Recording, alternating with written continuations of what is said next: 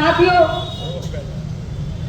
अब तक mount Everest पे हजारों लोग चढ़ चुके हैं और चांद पर कुल 12 लोग गए हैं, लेकिन समुद्र की सबसे गहरी पॉइंट मरियाना ट्रेंच में सिर्फ 3 लोग ही जा पाए। और आजाद भारत में एक भी बिंद निषाद केवट कश्यप मल्लाह समाज से आईएएस नहीं बने, आईएएस पीसीएस नहीं बने, न्यायाधीश नहीं बने, टीवी पत्रकार नहीं बने, कुलपति या कुलाधिपति राज्यपाल नहीं बन पाए।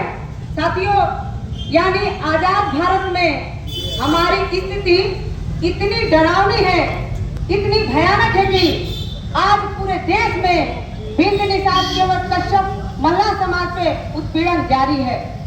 प्रयागराज में फूल कुमारी के साथ बलात्कार हो जाता है, गोरखपुर में हत्या हो जाती है, गाजीपुर में जबरन घर में घुसकर हत्या का प्रयास किया जाता है और बुरी तरह से मारकर कई फायर ठोक दिया जाता है। और यही सारी घटनाएं कारित करने वाली उसी वर्ग के लोग थे जो फूलन देवी के साथ बलात्कार किए थे। उस समय फूलन देवी के साथ बलात्कार हुआ था और आज फूल कुमारी के साथ बलात्कार हुआ है। फिर भी राज्यसभा सांसद प्रयागराज पुलिस के डीसीपी यमुना नगर को फोन करके कह रही है कि आपके यहाँ एक थाना है कोंधियारा ग्राम सभा बड़गोना कला, ठीक है? हमको लग रहा है कि महीने भर पहले की घटना है। कोई खुशबू बिंद है, आशा बहू, ठीक है, उसकी गिरफ्तारी की जाए, क्योंकि समाज में आक्रोश है वो भंग हो सके। आप कार्रवाई करिए। साथियों, जब समाज के लोग खुशबू बिंद के लिए न्याय मांग रहे थे तो सांसद महोदया मौन मुद्रा में थी, और जब आँख खुली तो उनको लगा कि फोन करके वीडियो बना लूं, मेरा पिंड छूट जाए, इसलिए फोन की और सबसे पहले अपनी कमियों को ही कही कि 1 महीने की घटना है, कोई खुशबू बिंद है, कार्रवाई करिए। समाज में आक्रोश है, लेकिन ये नहीं कही कि उन बलात्कारियों पे बुलडोजर चलवा दो क्योंकि बलात्कारी विशेष जाति समाज से है। साथियों, गाजीपुर में एक घटना घटी तो पीड़ित परिवार से मिलने के लिए सांसद महोदया पहुंची तो अखबार में छपा कि राज्यसभा सांसद दिल्ली से सीधे आकर परिवार से मिली और पीड़ित लड़के के मां से पूछा गया तो बोला गया कि आई थी और तुरंत चली गई, पता नहीं, कुछ बोली भी नहीं और कोई सहयोग भी नहीं की। लाश के मारे 4-5 दिन बाद कुछ सहायता राशि पहुंचाया गया। लानत है ऐसे नेताओं पे जो अपराधियों की गिरफ्तारी आज तक न हो सकी और न ही आरोपियों पे बुलडोजर चला, क्योंकि आरोपी विशेष जाति समाज के हैं। हे मेरे प्रिय समाज के सम्मानित साथियों, बॉलीवुड की अदाकारा हीरोइन ममता कुलकर्णी सोचुआ खाकर किन्नर अखाड़े की महामंडलेश्वर बन गई, तो किन्नर अखाड़े के मुख्य किन्नर आश्चर्य में पड़ गए। जांच किए तो पता चला कि ममता कुलकर्णी 10 करोड़ रुपए रिश्वत देकर किन्नर अखाड़े के महामंडलेश्वर पद पे पाई गई है। तो ये जानकर किन्नर अखाड़े के मुख्य किन्नरगढ़ 10 करोड़ रुपए में से अपना हिस्सा नहीं मांगे, बल्कि बोले ये सरासर गलत हुआ है और किन्नर सभा बुलाकर तत्काल प्रभाव से प्रस्ताव पारित कर ममता कुलकर्णी को किन्नर अखाड़े के महामंडलेश्वर पद से हटा देते हैं।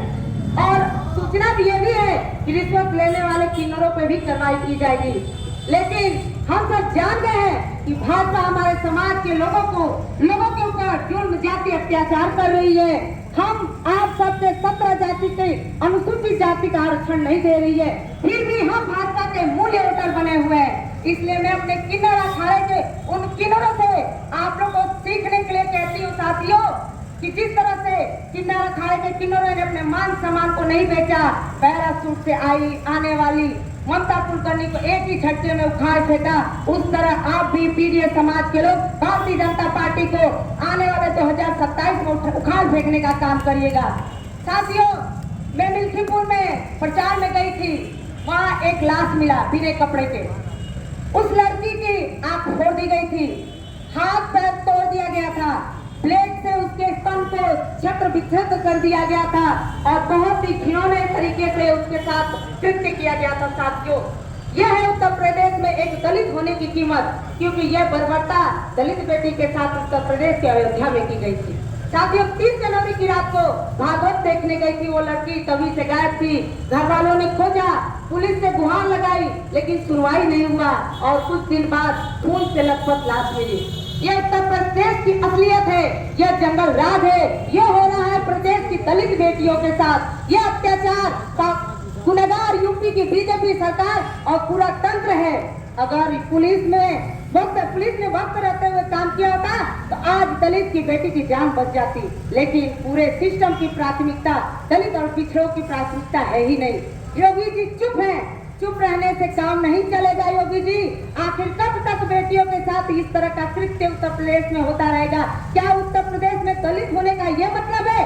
बोलिए योगी जी, असल में मोदी मीडिया को तो चीख कर ये सवाल पूछना चाहिए जो आपके महिमा मंडल में लगा हुआ है, लेकिन इस देश की बेटी और खासतौर से उत्तर प्रदेश की दलित की बेटी आपसे ये जवाब मांग रही है और जवाब के रूप में आपको 2027 के विधानसभा चुनाव में यूपी से उठाव फेंकने का काम करेगी। साथियों, इन्हीं शब्दों के साथ मैं अपने वाणी को विराम देती हूँ। जय भीम, जय समाजवाद, जय भारतीय संविधान जिसने हमें अधिकार दिया। धन्यवाद।